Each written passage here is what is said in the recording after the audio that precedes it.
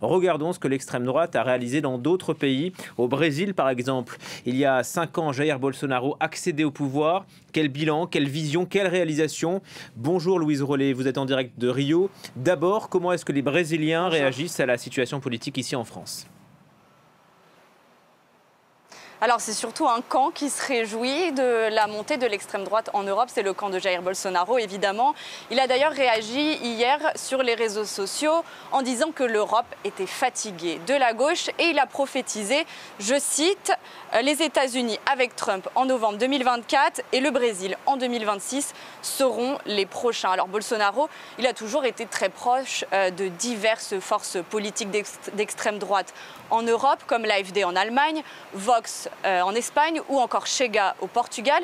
D'ailleurs, son fils, Eduardo Bolsonaro, député fédéral, a fait campagne en quelque sorte pendant les européennes pour inviter ses concitoyens binationaux à voter pour le parti d'extrême droite portugais aux élections européennes. Alors, quelles sont les similitudes qu'on pourrait observer entre l'élection de Jair Bolsonaro en 2018 et le scrutin européen? D'ailleurs, d'abord, Bolsonaro avait lui aussi profité d'un ras-le-bol. La population brésilienne se disait fatiguée après plusieurs années de gouvernement du Parti des travailleurs, éclaboussée alors par des scandales de corruption à répétition. Il y a aussi le sentiment d'insécurité, le thème de l'insécurité qui a permis à Bolsonaro de rallier plusieurs voix, notamment celles des classes les plus populaires. Et enfin, il a aussi fait, comme Jordan Bardella en France, une forte campagne sur les réseaux sociaux, que ce soit en 2018 ou en 2022. Bolsonaro était le candidat le plus suivi sur les réseaux sociaux. Bolsonaro, qui en quittant le pouvoir a laissé un Brésil divisé. Lula a tenté de recoller les morceaux, Louise?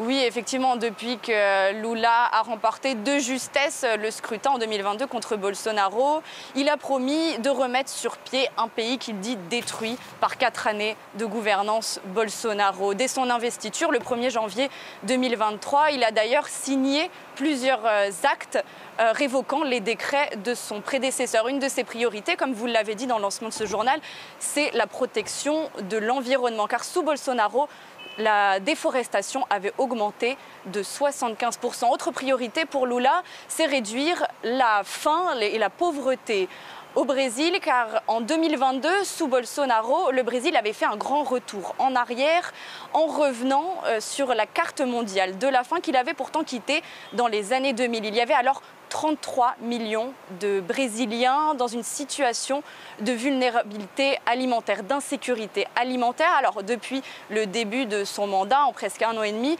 Lula a déjà réussi à diminuer de 11 points ce chiffre.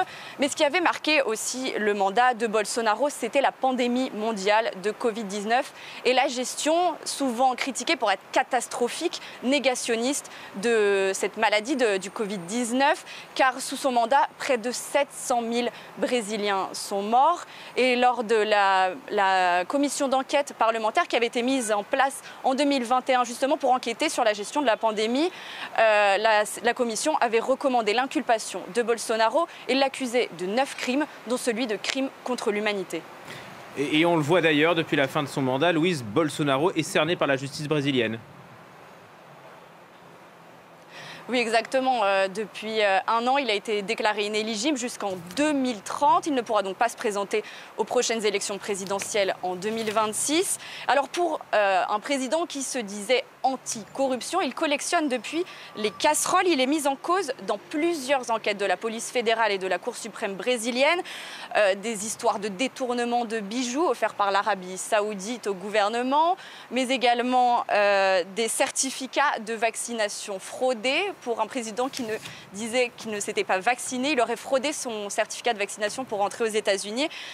D'autres histoires comme une ingérence dans la police fédérale pour protéger des membres de sa famille qui étaient alors soupçonnés de corruption. Mais surtout, il est soupçonné d'avoir fomenté une tentative de coup d'État avec des membres de son gouvernement, mais aussi de hauts gradés militaires. Il est aussi soupçonné d'avoir encouragé les actes d'invasion de ses partisans le 8 janvier 2023 à Brasilia, quand des milliers de bolsonaristes, une semaine après l'investiture de Lula, avaient envahi et saccagé les sièges du pouvoir à Brasilia. Ils demandaient alors une intervention militaire et le retrait de Lula du pouvoir. Alors malgré tout, Bolsonaro continue ici au Brésil à bénéficier d'un très fort soutien. Il a un socle d'abord d'irréductibles partisans qui crient régulièrement aux fake news, qui dénoncent une persécution et un acharnement de la Cour suprême brésilienne et notamment le juge Moraes, devenu en quelque sorte l'ennemi numéro 1 de Bolsonaro. Mais il a aussi le soutien du Congrès